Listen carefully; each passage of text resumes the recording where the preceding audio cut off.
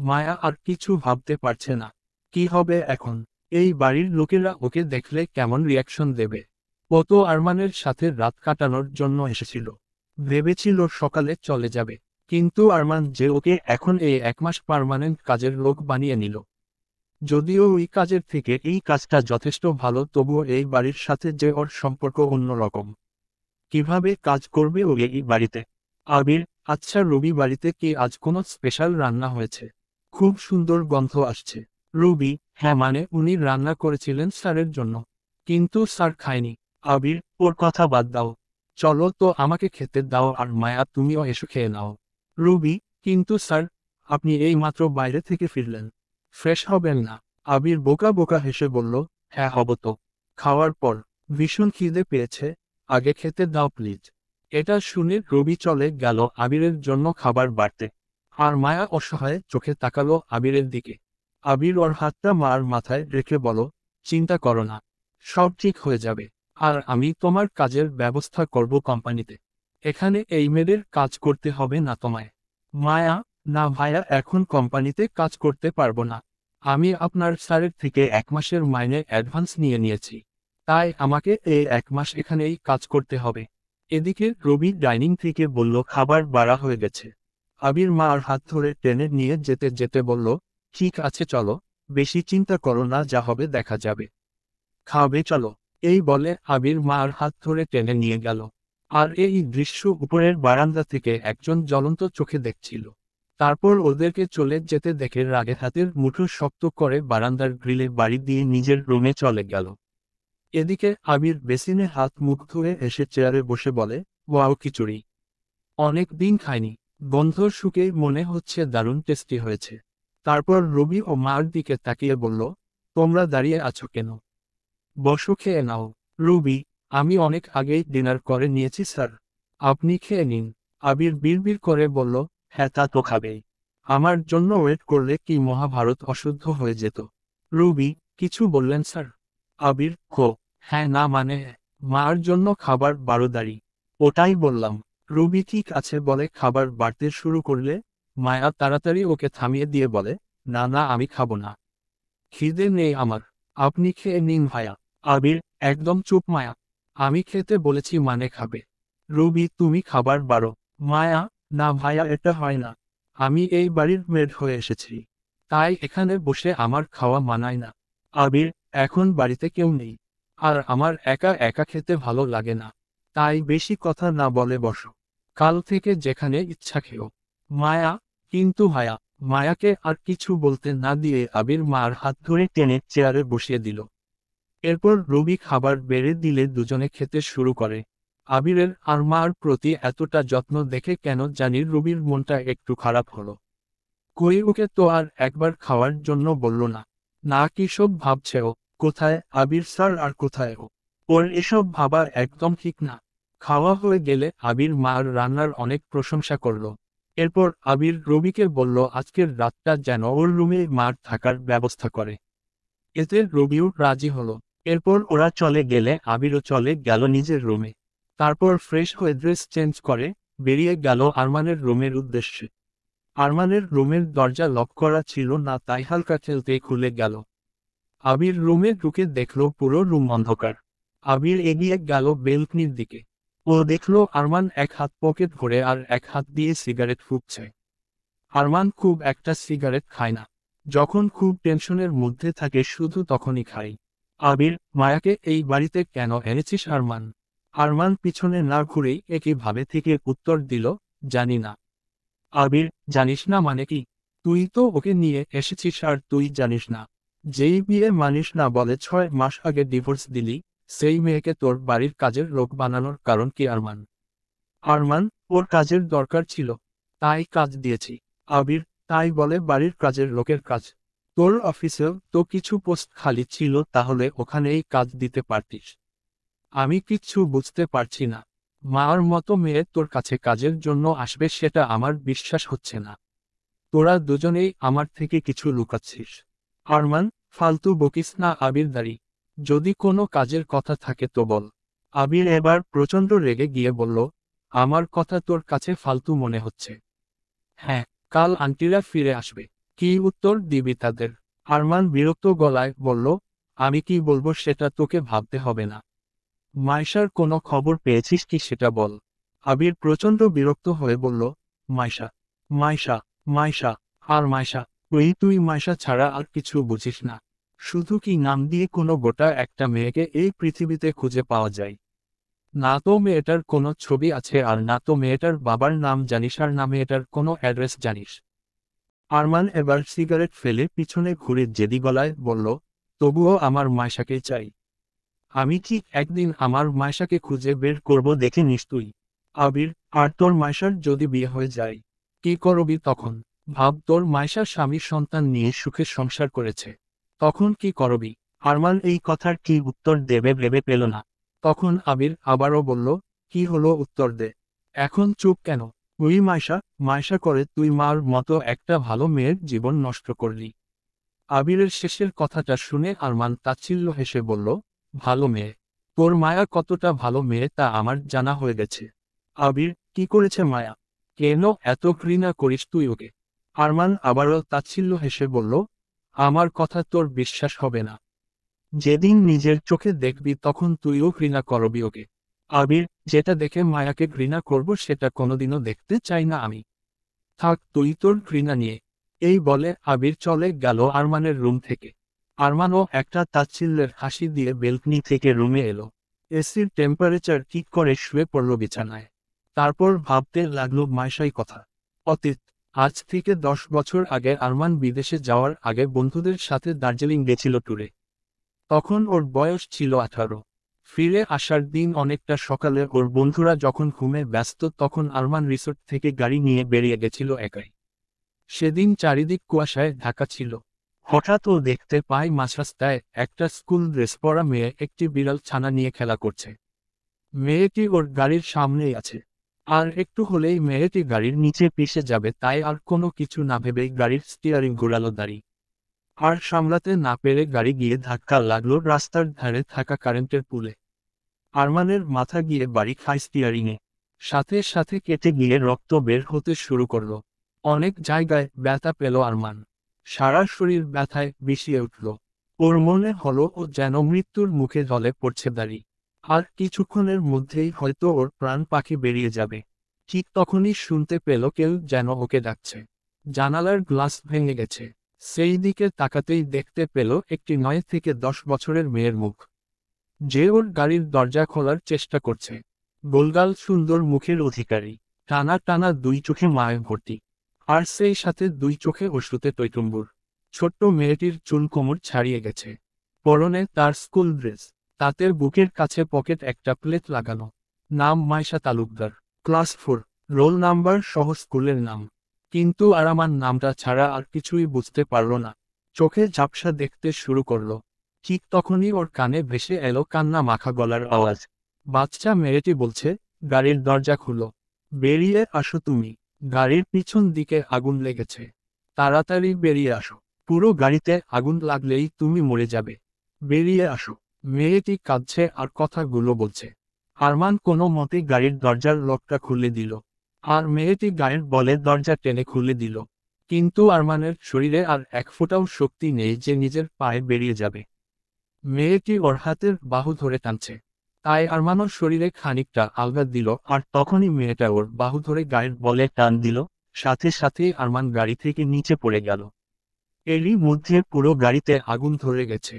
আগুনের তাপে মনে হচ্ছে ঝলসে যাবে দুজন। তখন মেয়েটি কাঁদতে কাঁদতে বলল, চলো, এখান থেকে পালিয়ে চলো, গাড়িতে আগুন লেগেছে, গাড়িটা ফেটে যাবে তো, এখান থেকে পালিয়ে চলো।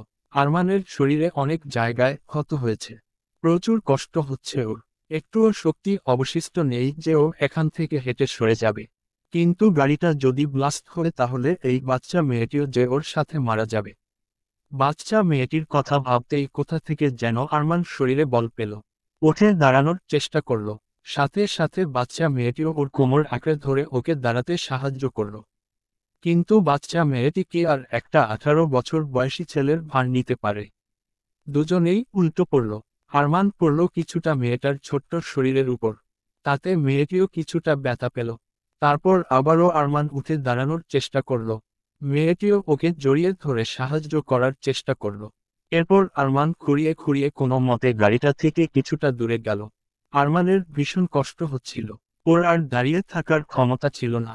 তাই আরমান আবারও মেঝেতে ধপাস করে পড়ে গেল। আরমান মেয়েটিকে ধরে রেখেছিল, তাই পড়ে যাওয়ার সময় মেয়েটির স্কুল ড্রেসের সেনেম প্লেটটি ওর হাতে ছিঁড়ে চলে এলো। নিচে পড়ে থেকেই গাড়িটির দিকে তাকালো, আর দেখতে পেল পুরো গাড়িটাতেই দাউ দাউ করে আগুন জ্বলছে। তারপর একটা বিকট শব্দে গাড়িটা ব্লাস্ট হলো। তার উত্তাপও কিছুটা অনুভব করতে পারল আরমান। এরপর তাকালো ওর পাশে বসা থাকা বাচ্চা মেয়েটির দিকে, যার দুই চোখে আছে অফুরন্ত মায়া আর অশ্রুতে টইটুম্বুর। এত কষ্টের মাঝেও আরমানের মুখে ফুটে উঠল প্রাপ্তির হাসি।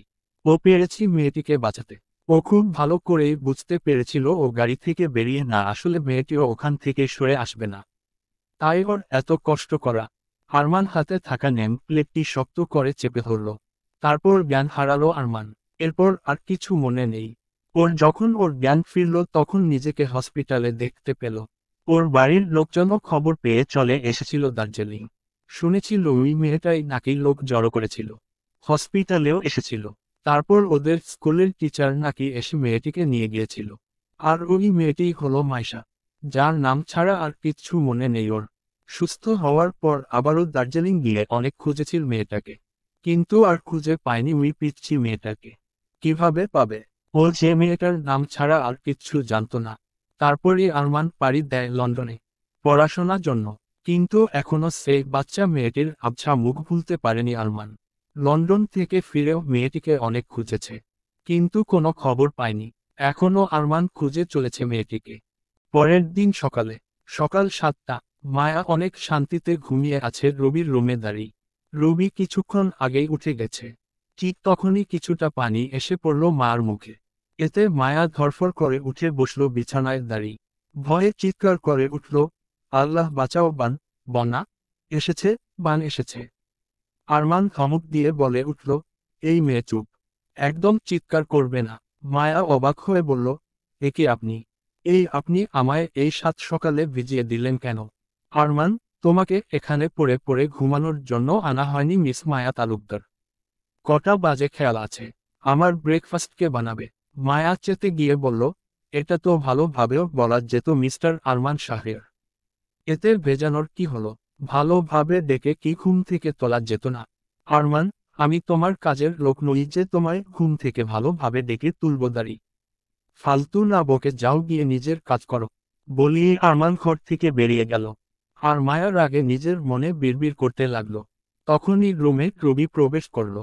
আর মায়াকে এই অবস্থায় দেখে অবাক গলায় বলল, এ কি, তোমার এই অবস্থা কি করে হলো? ভিজলে কিভাবে? মায়ার আগে গোজগোজ করতে করতে বলল, তোমার মিস্টার আরমান শাহরিয়ারের বাড়ির ছাদ ফুটো হয়ে গেছে, তাই আকাশ থেকে বৃষ্টি পড়ে ভিজে গেছি। বলতে বলতে মায়া বিছানা থেকে উঠে ওয়াশরুমে ঢুকে গেল। আর এদিকে মার কথাগুলো সব রবির মাথার উপর দিয়ে গেল। ও বোকা বোকা চোখে অবাক হয়ে তাকিয়ে থাকলো মার যাওয়ার দিকে। তারপর একটা দীর্ঘশ্বাস ছেড়ে বিছানাটা রোদে শুকানোর ব্যবস্থা করতে গেল। বিছানাটাও কিছুটা ভিজে গেছে। এরপর মায়া ওয়াশরুম থেকে এসে রবির কাছে গেল আবারও একটা ড্রেস নেওয়ার জন্য। রাতেও রবির জামা পরেই ঘুমিয়েছিল। এখন সেটা আরমানের পানি দেওয়ার কারণে ভিজে গেছে। রবি আবারও একটা 3 পিস বের করে দিলে মায়া চেঞ্জ করে আসলো। এরপর রবিকে নিয়ে রওনা দিল কিচেনের দিকে, আরমানের জন্য ব্রেকফাস্ট রেডি করতে। আরমান ব্রেকফাস্টে কি খাই তা রবির থেকে জেনে নিয়ে লেগে পড়ল নিজের কাজে। মায়া রান্না বান্নার কাজটা একটু ভালোই পারে দাঁড়িয়ে, তাই ওর কোনো অসুবিধা হলো না। ঠিক সকাল 8টার দিকে আরমান নিচে নেমে এলো ব্রেকফাস্ট করার জন্য। এর মধ্যে মারও কাজ শেষ। এই বাড়িতে অনেক সার্ভেন্ট আছে, যেহেতু এখন এই বাড়ির মানুষগুলো নেই তাই সবাই এখন ছুটিতে আছে। শুধু এই বাড়ির শেফ দুজন বাদে, কারণ ওরা আবির, আরমান আর রবির জন্য রান্না করত। আজকেও করেছে আবির, রবি আর মার জন্য। রবি এই বাড়িতেই থাকে আর এই বাড়িতেই খায়, কিন্তু ডাইনিংয়ে বসে কখনো খায় না, নিজের রুমে খায়। এই বাড়ির সকলে ওকে অনেকবার বলেছে ওদের সাথেই খেতে, কিন্তু ও কখনো ওদের কথা শুনেনি। ওর খালি এক কথা, ও এই বাড়ির সার্ভেন্ট, তাই বাড়ির মানুষদের সাথে একসাথে খাওয়া মানায় না। আরমানি ওকে এই বাড়িতে নিয়ে এসেছিল। এই বাড়ির সবাই ওকে এই বাড়ির মেয়ের মতোই দেখে। আর বাকি সার্ভেন্টরা এই বাড়ির পিছন দিকে সার্ভেন্ট কোয়ার্টার আছে সেখানেই থাকে। ওখানে আলাদা করে কিচেন আছে, সেখানে এই বাড়ির সার্ভেন্ট আর গার্ডদের জন্য আলাদা করে রান্না করা হয়। চলুন গল্পে ফেরা যাক।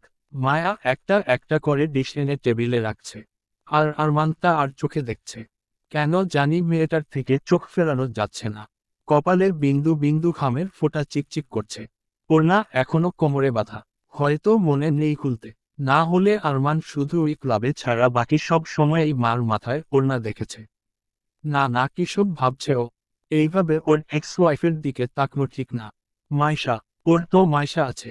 তাহলে এই মেয়েটার দিকে কেন তাকাচ্ছে? না না, তাকাবে না ওই অসভ্য নির্লজ্জ মেয়ের দিকে।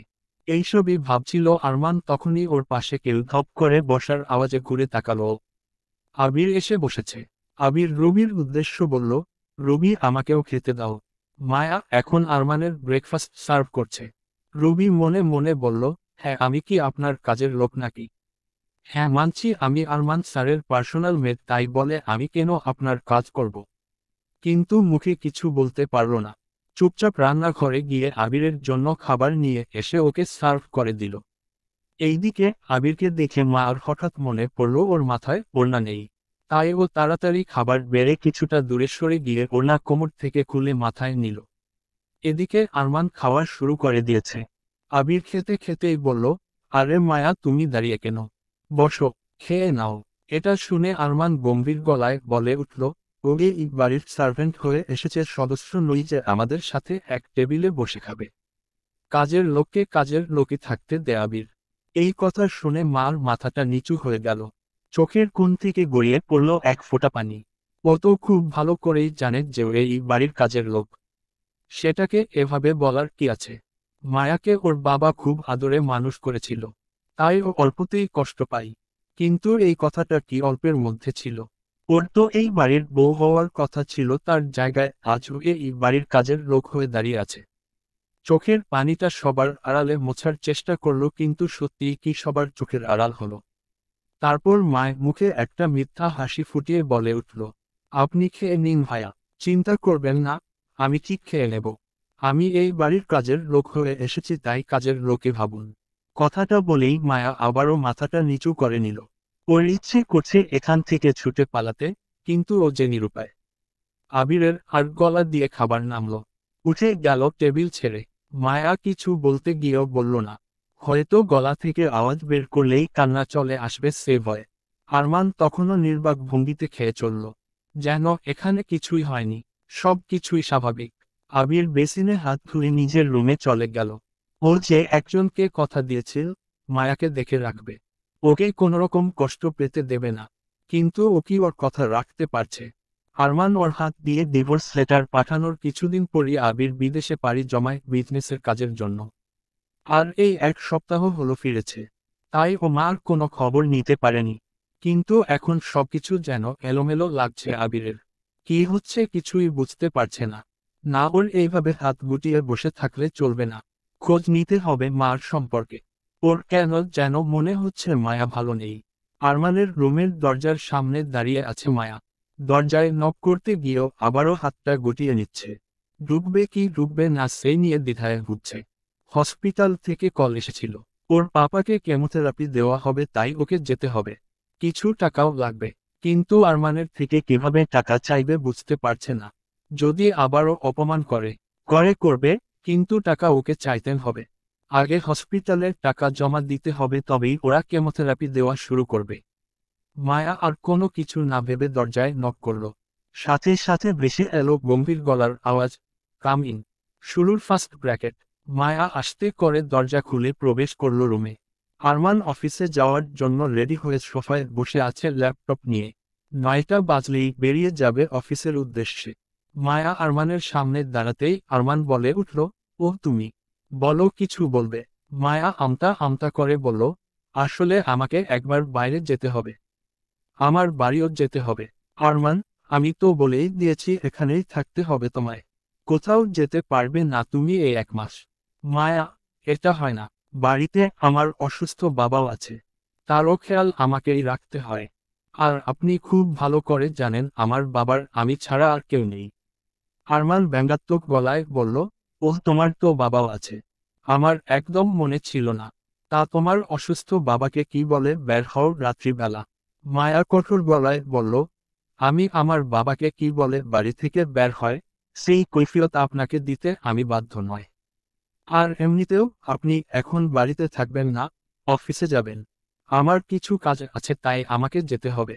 আমি আমার বাবাকে রান্না করে দিয়ে আবার চলে আসবো, চিন্তা নেই। আরমান জানে মার আর ওর বাবা ছাড়া আর কেউ নেই ওদের, তাই এই বিষয়ে বেশি মাথা ঘামালো না। আরমান, ঠিক আছে, তুমি যেতে পারো। তবে দুপুর 1টার মধ্যে যেন আমার লাঞ্চ আমার অফিসে পৌঁছে যায়। আর হ্যাঁ, রান্নাটা তোমাকেই করতে হবে। মায়া, ঠিক আছে। আর বলছিলাম যে আমার কিছু টাকার দরকার ছিল। আমার কাজের মাইনে থেকে যদি কিছু দিতেন তাহলে ভালো হতো। আরমান এই কথার প্রতিউত্তরে কিছু বলল না, শুধু একটু তাচ্ছিল্য হেসে কোল থেকে ল্যাপটপ নামিয়ে সেন্টার টেবিলে রাখল। তারপর উঠে গিয়ে ড্রয়ার থেকে একটা চেক বের করে তাতে সাইন করে দিল। তারপর সেটা নিয়ে এসে মার কাছে ধরল। আরমান, নাও ধরো। মায়া চুপচাপ চেকটা নিয়ে নিল। দেখলো অ্যামাউন্টের জায়গায় 50 লক্ষ টাকা লেখা আছে। মায়া, ধন্যবাদ মিস্টার শাহরিয়ার। আমি আসছি তাহলে। আরমান, ঠিক আছে। আর সময় মতো খাবার নিয়ে পৌঁছে যেও। লেট করা আমার একদম পছন্দ না। মায়া ঠিক আছে বলে বেরিয়ে গেল। আর আরমান শুধু একটা তাচ্ছিল্যের হাসি দিল। মায়া শাহরিয়ার ম্যানশন থেকে বেরিয়ে প্রথমেই ব্যাংকে গেল চেক ভাঙানোর জন্য। তারপর সোজা হসপিটালে গেল। ডাক্তারের কেবিনে গিয়ে ওর বাবার ব্যাপারে কিছু কথা বলল। ডাক্তার বলল উনার কেমো সেশন চালু করা হয়েছে, আজকের বিলটা জমা করে দিতে। মায়া পুরো 1 সপ্তাহের বিল অগ্রিম জমা করে দিল। তারপর ওর বাবার সাথে কিছুক্ষণ সময় কাটিয়ে নিজের বাড়ি গেল। ও ঠিক করেছে দুপুরের রান্নাটা নিজের বাড়ি থেকেই করে নিয়ে যাবে অফিসে। এতক্ষণে হয়তো বাড়ির সকলে ফিরে এসেছে। বাড়িতে আবারও কিভাবে ঢুকবে তা বুঝতে পারছে না মায়া। মায়া বাড়ি আসার সময় বাজার করে এনেছিল। আর বাড়ি থেকে আসার আগে রবির থেকে জেনে নিয়েছে আরমান কখন কি খায়। আরমান দুপুরে ভাত খায়, সাথে হালকা তরকারি। মায়া সেই অনুযায়ী রান্না শুরু করলো। তার সাথে যোগ করলো নিজের স্পেশাল কিছু পদ। খেলে খাবে, না খেলে না খাবে। তবুও ওর রাঁধতে ইচ্ছে গেল। ওর আবির ভাইয়া তো আছেই। ওর আবির ভাইয়া ওর রান্না খেতে খুব ভালোবাসে। যখনই এই বাড়ি আসতো মার হাতের রান্না না খেয়ে যেত না। 12টার মধ্যেই ওর রান্না করা হয়ে গেল। এরপর মায়া গোসল করতে গেল। গোসল করে এসে সবকিছু গুছিয়ে নিয়ে বেরিয়ে পড়ল আরমানের অফিসের উদ্দেশ্যে। ও আগেই রবির থেকে অফিসের অ্যাড্রেস নিয়ে নিয়েছিল। মায়া অটো থেকে নেমেই সামনে বিরাট বিল্ডিং দেখতে পেল। 10 তলা তো হবেই। অটোর ভাড়া মিটিয়ে এগিয়ে গেল অফিসের দিকে। চারিদিকের সৌন্দর্য দেখে মার চোখ ধাঁধিয়ে গেল। অফিসে প্রবেশ করেই মায়া প্রথমেই রিসেপশনে গেল। ওখানে একটা মেয়ে বসে আছে।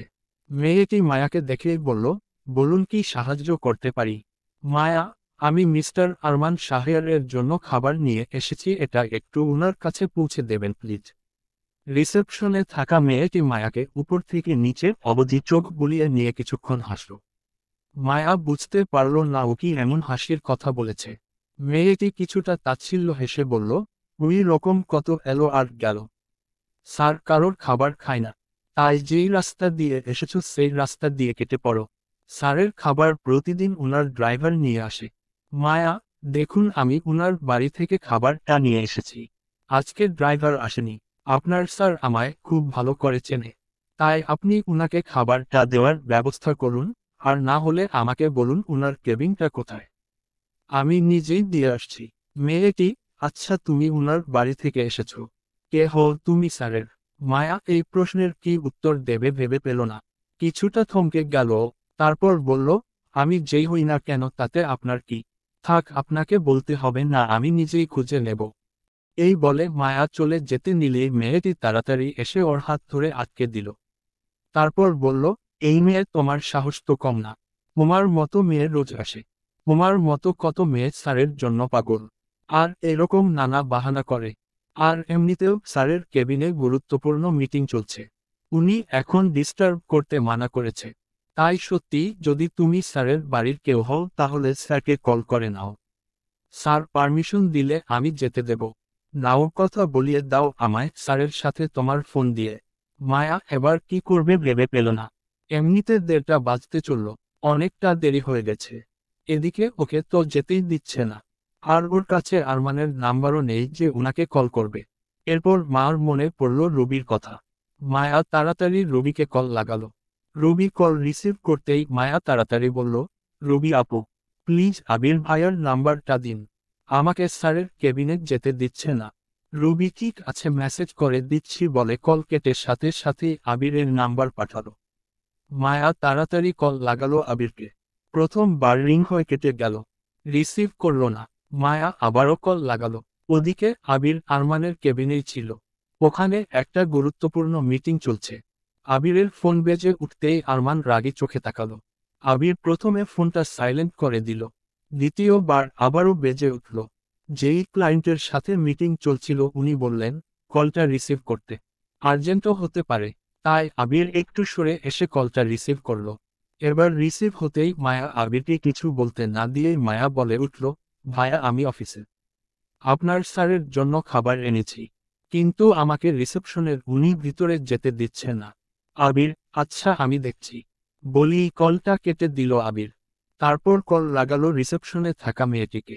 মেয়েটি কল রিসিভ করতেই আবির হুমকির সুরে বলে উঠল, এই যে মিস, আপনি যাকে দাঁড় করিয়ে রেখে দিয়েছেন তাকে চুপচাপ স্যারের কেবিনে নিয়ে আসুন যদি আপনার চাকরি হারাতে না চান তো। উনি স্যারের খাবার নিয়ে এসেছে বলি আবির কল কেটে দিয়ে আবারও মিটিংয়ে জয়েন করল। এরই মাঝে আরমানকে জানালো মায়া এসেছে খাবার নিয়ে। এদিকে রিসেপশনের মেয়েটি মায়াকে বারবার সরি বলে নিজে নিয়ে এলো একবারের উপর তলায়, তারপর আরমানের কেবিন দেখিয়ে দিল। মেয়েটি বারবার মার কাছে রিকোয়েস্ট করল যেন মায়া স্যারের কাছে ওর নামে কমপ্লেইন না করে। ও ওইরকম ব্যবহার করেছে কারণ একই বাহানা নিয়ে অনেক মেয়ে আসে ওদের স্যারের সাথে দেখা করতে। মায়া মেয়েটিকে জানালো ও কোনো কমপ্লেইন করবে না, নির্ভয়ে থাকতে পারে। মেয়েটি ধন্যবাদ জানিয়ে চলে গেল। মায়া দরজায় নক করলে আবির ঢোকার অনুমতি দিল। মায়া দরজা খুলে প্রবেশ করল। আর সাথে সাথে 5 জোড়া চোখ ওর দিকে গেল।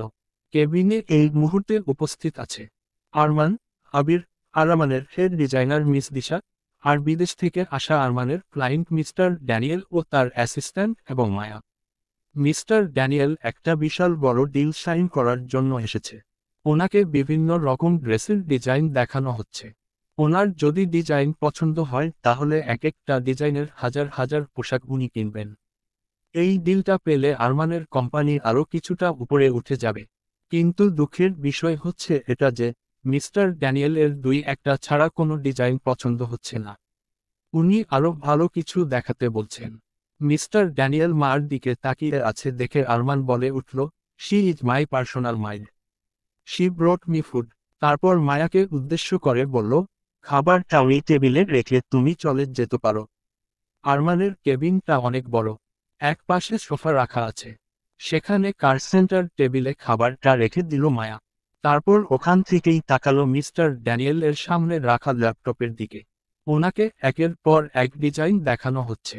আর পাশে বসে একটা মেয়ে ডিজাইনের ব্যাপারে বলছে। কিন্তু মিস্টার ড্যানিয়েল এর মুখ দেখেই বোঝা যাচ্ছে ডিজাইন ওনার পছন্দ হচ্ছে না। ল্যাপটপে একটা শাড়ির ডিজাইন দেখা যাচ্ছে।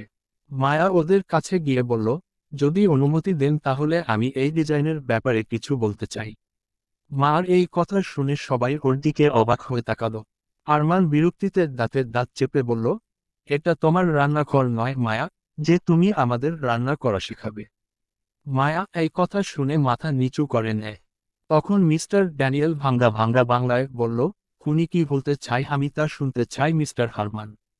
উনি কি বলতে চায় আমি তা মিস্টার ড্যানিয়েল ভাঙ্গা ভাঙ্গা বাংলায় বলল, উনি কি বলতে চাই আমি তা শুনতে চাই মিস্টার হারমান। উনি কি বলতে চায় আমি তা শুনতে চাই মিস্টার আরমান। এটা শুনে মায়া মুখ তুলে তাকালো সবার দিকে। আরমানের চোখে মুখে বিরক্তির ছাপ।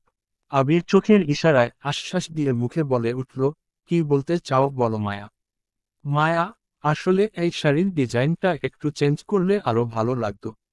আরমানের হেড ডিজাইনার দিশা রেগে গিয়ে বলল, মেয়ে তোমার সাহস তো কম না, একজন সার্ভেন্ট হয়ে আমার ডিজাইনকে খারাপ বলো। দিশার কথা শুনে মায়া আবারও মাথা নিচু করে নেয়। আর আবির রেগে গিয়ে বলে, মুখ সামলে কথা বলবেন মিস দিশা, মায়া তোমার শাড়ির সার্ভেন্ট হলেও আমার বোন। তাই ওকে কিছু বলার আগে ভেবে বলবেন। আরমান এবার রেগে বলল, এখানে একটা গুরুত্বপূর্ণ মিটিং চলছে, ঝগড়ার কম্পিটিশন নয়। মিস্টার ড্যানিয়েল মার দিকে তাকিয়ে জিজ্ঞাসা করলেন, what is your name? Maya. Maya Talukdar. Mister Daniel, আচ্ছা মায়া, তুমি বলো ডিজাইনটাতে কি চেঞ্জ করলে ভালো লাগবে? মায়া অভিজ্ঞদের মতো করে বলে উঠল, এই শাড়িটা হলুদ রঙের উপরে কালো রঙের কাজ করা। আবার পাড়ের লেসটাও একই সেম কালার, শুধু কাজটা আলাদা। ব্লাউজটাতেও সেম কাজ করা, আবার একই রঙের। এটা দুই রকম ভাবে চেঞ্জ করলে ভালো লাগবে। এক নাম্বার, এই যে লেসটা আছে এটার ডিজাইন একই রেখে যদি কালারটা চেঞ্জ করা যেত, মানে লেসের মেঝেটা হবে কালো আর ডিজাইনটা হবে হলুদ রঙের। আর ব্লাউজটা হবে একদম প্লেন, কোনো ডিজাইন হবে না। শুধু শাড়িতে যেই লেসটা আছে ওটা ব্লাউজের হাতেও থাকবে, আর গলাতে হালকা ডিজাইন থাকবে। আর দুই নাম্বার, আমি যেমন বললাম শাড়িটা তেমনই থাকবে, শুধু লেসটাতে একটু চেঞ্জ হবে। কালো রঙের লেসটাতে হলুদ রঙের পাইপিং দিয়ে যদি ব্লাউজের কালারটা কালো রঙের হয়, তাহলে শাড়িটা পরলে প্রথমে কালো রঙের ব্লাউজ থাকবে, তারপর শাড়ির পাড়ের হলুদ রঙের সরু পাইপিং, এরপর শাড়ি। মিস্টার ড্যানিয়েল খুশি হয়ে বলে উঠলেন, এক্সেলেন্ট, একদম ঠিক বলেছেন মিস মায়া। আচ্ছা আপনি কি এই ডিজাইনটা বানাতে পারবেন? মায়া, জি পারবো। মার যুক্তিটা আরমান, আবির সবারই পছন্দ হয়েছে, শুধু মিস দিশার বাদে। ও কিছু বলতেও পারছে না, কিন্তু রাগে ফুঁসছে। আরমান, আচ্ছা ঠিক আছে মিস মায়া, আপনাকে আধা ঘন্টার সময় দেওয়া হলো। পারলে এর মধ্যে ডিজাইনটা করে দেখান। মায়া আত্মবিশ্বাসের সাথে বলে উঠল, আচ্ছা ঠিক আছে। আরমান একটা ল্যাপটপ এগিয়ে দিলে মার দিকে। আবির নিজের চেয়ার ছেড়ে দিয়ে মায়াকে বসার ইশারা দিল। এরপর আরমান মিস্টার ড্যানিয়েল এর উদ্দেশ্যে বলে উঠল, চলুন মিস্টার ড্যানিয়েল, আমরা আমাদের লাঞ্চটা সেরে নিই, ততক্ষণ উনি ডিজাইনটা করুক। Mister Daniel, yes mister Hermann, আপনি একদম ঠিক বলেছেন। এরপর আরমান সবার জন্য লাঞ্চ অর্ডার করল। মায়া ততক্ষণে নিজের কাজ শুরু করে দিয়েছে। কিছুক্ষণের মধ্যেই দুইজন এসে ওদের লাঞ্চ দিয়ে গেল। আবির আগে আগে গিয়ে মার আনা লাঞ্চের ব্যাগটা খুলল। আরমানের অফিস রুমের বড় সোফায় ওরা পাঁচজনই গোল হয়ে বসে গেল। মার আনা খাবারের বক্সগুলো খুলতেই মিস্টার ড্যানিয়েল বলে উঠলেন, wow Bengali foods, can I try it? Abir, কেন নয় মিস্টার ড্যানিয়েল, এগুলো মায়ার রান্না করেছে। ওর হাতের রান্না অনেক টেস্টি, খেয়ে দেখুন। দিশা মুখে কিছু বলতে না পারলেও নাক সিটকাল। এদিকে মার কোনো দিকে ধ্যান নেই, একমনে ডিজাইন করতে ব্যস্ত। দিশা বাদে সবাই মার আনা খাবার দিয়ে লাঞ্চ সেরে নিল। আর মিস্টার ড্যানিয়েল তো মার রান্নার এত এত প্রশংসা করল যে আরমান বিরক্ত হয়ে গেল। হ্যাঁ, ও মানছে মার রান্নাটা ভালোই হয়েছে, তাই বলে এত প্রশংসা করার কি আছে। আরমানের মনে হচ্ছে মিস্টার ড্যানিয়েল মায়াকে নিয়ে একটু একটু বেশি বেশি করছে।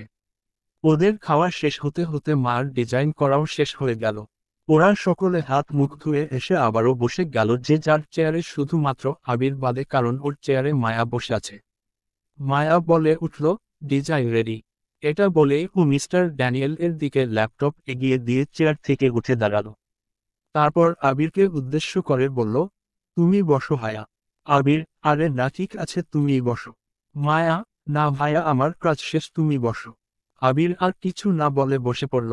আর এদিকে মিস্টার ড্যানিয়েল মার বানানো ডিজাইন দেখে ওনার মুখ খুশিতে জ্বলজ্বল করে উঠল।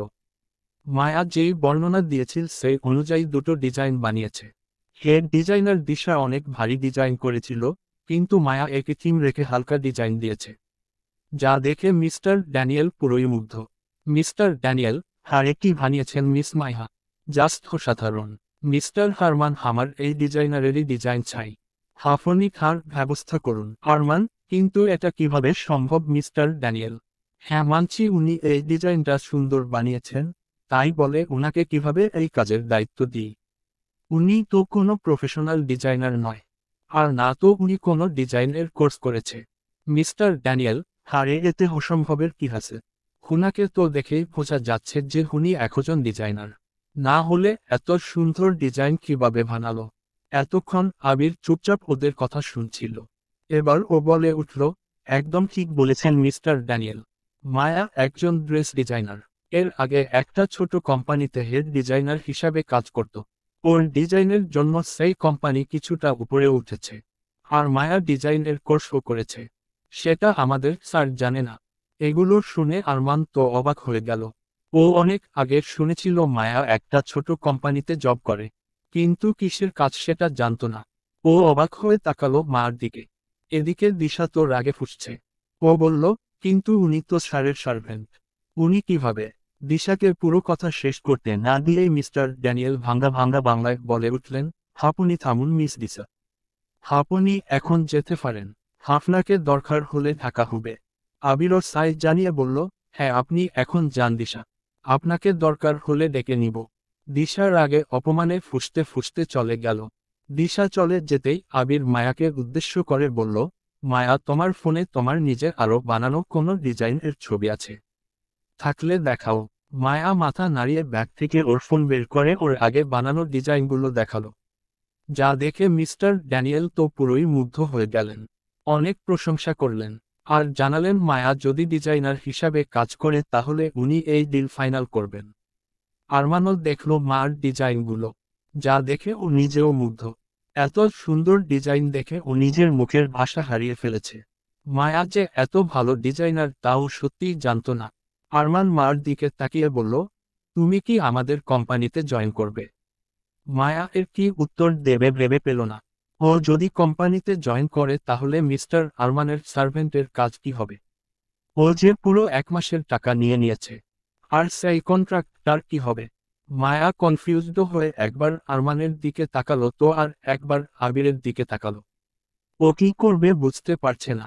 আবির ওর মনের কথা বুঝতে পেরে আরমানকে বলল, ও তো তোর সার্ভেন্ট হয়ে জয়েন করেছে। অ্যাডভান্সও নাকি নিয়েছে, তাহলে সেটার কি হবে? আরমান স্বাভাবিকভাবেই বলল, আমি যখন বাড়িতে থাকব তখন ও আমার কাজ করবে। আর আমি যখন অফিসে চলে আসব তখন মায়াও অফিসে এসে অফিসের কাজ করবে। সিম্পল। আর অফিসের কাজের জন্য ওকে আলাদা করে মাইনে দেওয়া হবে। মিস্টার ড্যানিয়েল ভাঙা ভাঙা বাংলায় বলল, আপনারা তাহলে আপনাদের মতো কথা বলে নিন। আমি তাহলে আজ উঠি। আবার 1 সপ্তাহ পর দেখা হবে। তখন আমি এসে ডিজাইন ফাইনাল করে যাব। এই 1 সপ্তাহের মধ্যে 100 ডিজাইন রেডি রাখবেন। কথাগুলো বলেই উঠে দাঁড়ালেন মিস্টার ড্যানিয়েল। সাথে তার পিএও। উনাকে উঠে দাঁড়াতে দেখে আরমান আর আবিরও উঠে দাঁড়ালো। আরমান হাত বাড়িয়ে দিল হ্যান্ডশেক করার জন্য। মুখে বলল, okay mister Daniel, see you soon. Mister Daniel আরমানের সাথে হ্যান্ডশেক করে মায়াকে উদ্দেশ্য করে বলল, বাই মায়া। আবার দেখা হবে দাঁড়ি। ভালো থেকো। মায়া হালকা হেসে বলল, বাই মিস্টার ড্যানিয়েল। আপনিও ভালো থাকবেন। এরপর মিস্টার ড্যানিয়েল ও তার পিয়ে বেরিয়ে গেল আরমানের কেবিন থেকে। আবির গেল উনাদের এগিয়ে দিতে। আরমান মার কাছে এসে বলল, কি মিস মায়া, কি ভাবছ? এত বড় একটা কাজের দায়িত্ব নিতে পারবে তো? মায়া, একদম মিস্টার আরমান। আপনি তো বললেন এই কাজের জন্য আমাকে মাইনে দেওয়া হবে আর আপনি তো জানেনই আমি টাকার জন্য সব করতে পারি। আরমান তাচ্ছিল্য হেসে বলল, হ্যাঁ সে তো জানি। তাই তো কিভাবে জানি মিস্টার ড্যানিয়েলকেও পটিয়ে ফেললে। তবে এটা আমার কোটি টাকার প্রজেক্ট। এতে একটুও ভুল চাই না। মায়া, কোনো ভুল হবে না মিস্টার আরমান। বিশ্বাস রাখতে পারেন। আরমান, ঠিক আছে রাখলাম বিশ্বাস। তাহলে কালকেই জয়েন হয়ে যেও। আর হ্যাঁ তোমার সব প্রয়োজনীয় ডকুমেন্ট নিয়ে আসবে। আর কাল থেকেই কাজ শুরু করতে হবে। মায়া, ঠিক আছে স্যার। তখনই রুমে আবির প্রবেশ করে। আবির, সব কথা হয়ে গেল তোদের? তাহলে জয়েন করছো তো মিস মায়া তালুকদার? মায়া, হ্যাঁ ভাইয়া, এত বড় একটা অফার ছাড়া যায়? আবির, হ্যাঁ একদম। আচ্ছা আরমান তুই এবার বাড়ি যাবি তো? আমিও যাব। চলো মায়া তুমি আমার সাথে। তোমার এখনো লাঞ্চ করা হয়নি। মায়া, আরে না না ভাইয়া ঠিক আছে। আমি চলে যেতে পারবো। আর ওই বাড়ি যাওয়ার আগে আমাকে একবার আমার বাড়িও যেতে হবে। আমার প্রয়োজনীয় জিনিসপত্র নিতে হবে সাথে জামাকাপড়ও। আবির, আরে তো কি হয়েছে? আমার গাড়ি আছে। প্রথমে আমরা রেস্টুরেন্টে যাব সেখানে তুমি লাঞ্চ করবে তারপর তোমাকে নিয়ে তোমার বাড়ি যাব। তোমার যা যা লাগবে তুমি নিয়ে নেবে। তারপর আমরা শাহরিয়ার ম্যানশন চলে যাব। সিম্পল। ঠিক বলিনি আরমান? আবিরের শেষের বলা কথার উত্তরে আরমান গম্ভীর গলায় বলে উঠল, সেটা তো তোরাই ভালো জানবি। কথাটা বলেই আর এক মুহূর্তও দাঁড়ালো না আরমান। ডটগট পায়ে বেরিয়ে গেল কেবিন থেকে। কেন জানি আবিরের সাথে এতটা ফ্রিভাবে মার কথা বলা আরমানের পছন্দ হচ্ছে না। এমন ভাবে কথা বলছে যেন কতকালের চেনা। প্রচণ্ড রাগ এবং বিরক্ত লাগছে ওর ওদের দুজনকে একসাথে দেখে।